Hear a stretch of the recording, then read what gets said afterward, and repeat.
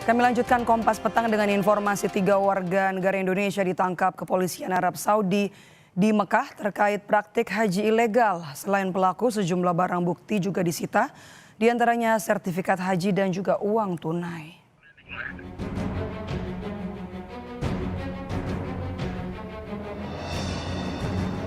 قبضت دوريات الأمن بالعاصمة المقدسة على 3 مقيمين من الجنسية 3 WNI ditangkap kepolisian Arab Saudi di sebuah hotel di kota Mekah Selasa waktu setempat. Saat ditangkap, 2 pelaku menggunakan seragam petugas haji yang diduga palsu. Ketiganya diduga terlibat dalam praktik penipuan dan penggelapan terkait pelayanan haji ilegal. Pelaku diduga menyebarkan iklan layanan haji palsu di media sosial. Penangkapan dilakukan saat musim haji di mana Arab Saudi tengah memperketat patroli di kota suci.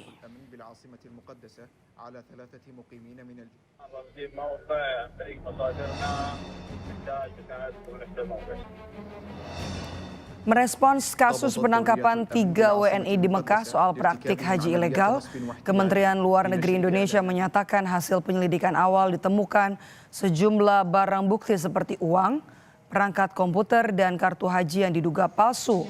2 dari 3 terduga pelaku bahkan diketahui menggunakan atribut petugas haji Indonesia saat penangkapan. Saat ini KJRI Jeddah tengah melakukan verifikasi identitas serta berkoordinasi dengan otoritas tempat untuk mengawal proses hukum. Pemerintah juga mengimbau WNI agar mematuhi aturan haji resmi dan tidak tergiur tawaran haji ilegal yang beredar di media sosial.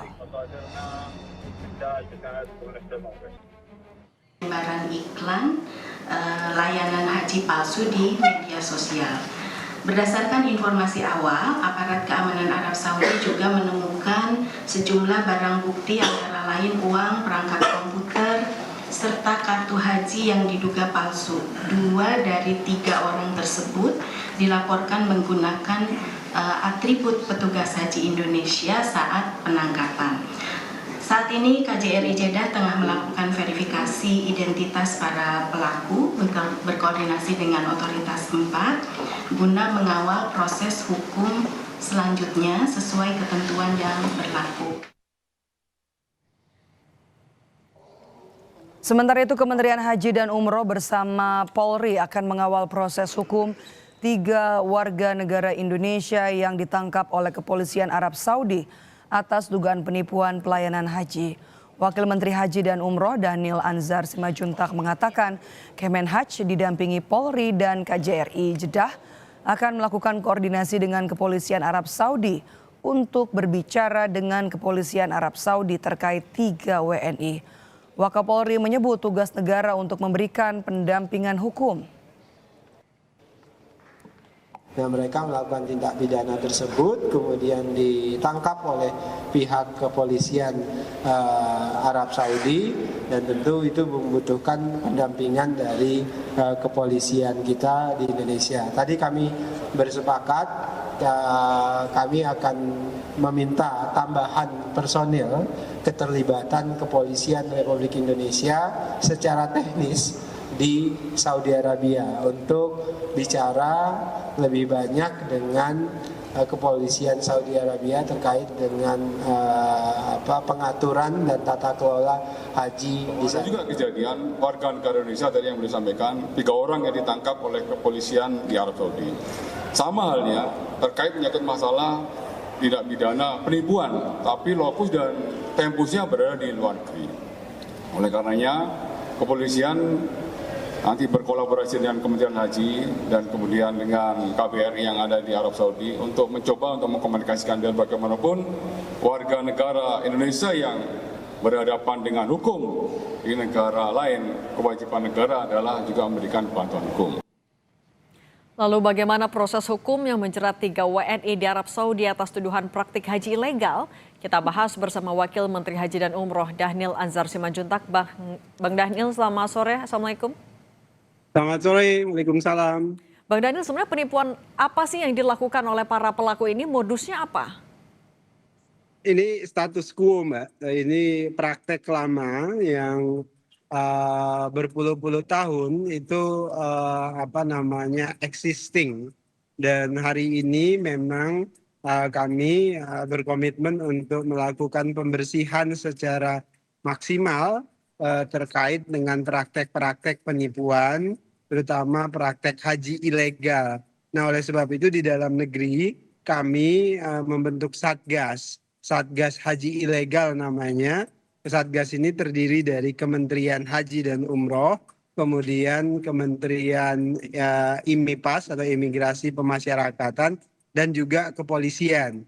Jadi kita melakukan tindakan pencegahan dan penindakan hukum sejak dini dari dalam negeri. Bang Daniel, tapi apa sebenarnya pertimbangan Kemenhaj sampai juga harus melakukan pendampingan terhadap para pelaku WNI ini?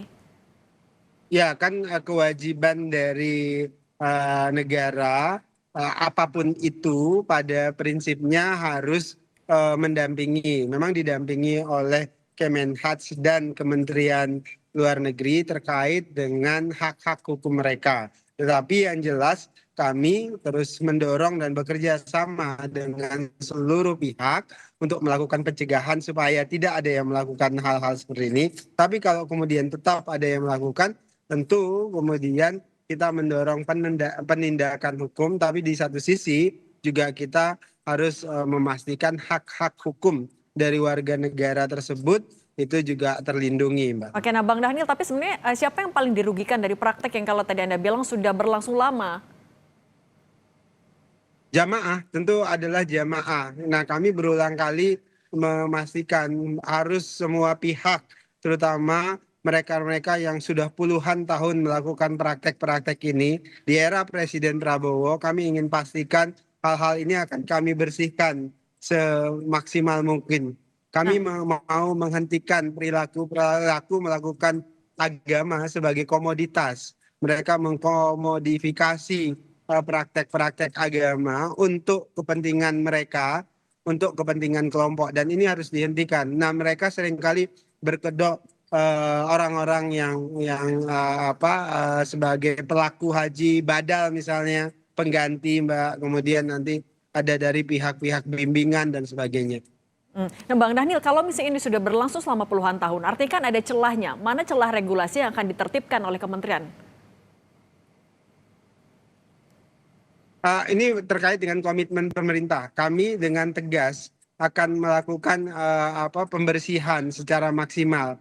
Nah, biasanya celah-celahnya itu melalui pintu masuk kita di bandara melalui imigrasi. Nah, oleh sebab itulah kami sudah akan mengeluarkan SKB, Mbak, surat keputusan bersama antara Kementerian Haji dan Umroh, Kepolisian RI dengan Kementerian Imigrasi. Selama musim haji, kita akan melakukan razia dan pencegahan terhadap mereka-mereka yang berangkat ke Saudi Arabia tapi tidak menggunakan visa haji. Jadi secara tegas nanti pihak imigrasi dan kepolisian harus kemudian mencegah pintu masuk itu. Itu yang celah pertama, Mbak, selama ini. Kemudian celah yang kedua kan ini masalah antrian haji kita kan memang masih panjang. Nah, ini yang menjadi concern dari Presiden Prabowo, minta supaya kita memperpendek dan mencari formulasi supaya memperpendek antrian haji kita yang tadinya 49 tahun, sekarang sudah 26 tahun.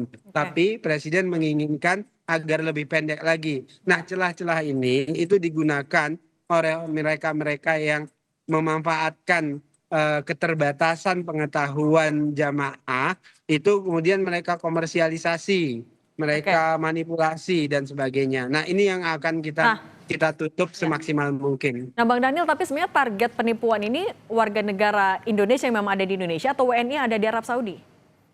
Dua-duanya, Mbak. Jadi mereka yang di Indonesia itu menjadi target supaya menjadi jamaah haji ilegal, tadi saya sebutkan, tanpa menggunakan visa haji, tapi menggunakan visa macam-macam. Dan itu di sosial media banyak sekali iklannya. Dan kami sekarang menghimpun itu kemudian akan ditindak oleh pihak kepolisian, termasuk nanti kami bicara dengan Komdiji untuk menertibkan iklan-iklan ilegal yang ingin menjerat jamaah kita di dalam negeri supaya berangkat menjadi haji ilegal tadi, yaitu haji tanpa visa haji. Yang kedua, mereka-mereka yang sudah di Saudi Arabia, Mbak. Target mereka adalah praktek badal. Jadi kan ada kepercayaan dari jamaah-jamaah kita untuk membadalkan haji orang tuanya yang sudah meninggal misalnya, atau membadalkan haji orang tua mereka yang memiliki keterbatasan sehingga gagal naik haji. Nah, praktek-praktek badal itu dikomersialisasikan dengan harga yang yang tidak masuk akal sebenarnya, karena pada prinsipnya itu sudah diatur oleh pemerintah kerajaan Saudi Arabia. Tambah lagi di Kementerian Haji dan Umroh, praktek badal itu difasilitasi tapi tidak dikomersialisasikan. Oke. Wakil Menteri Haji dan Umroh Bang Dhanil Anzar Simanjuntak, terima kasih sudah berbagi bersama kami. Sesalu Bang Dhanil. Terima kasih.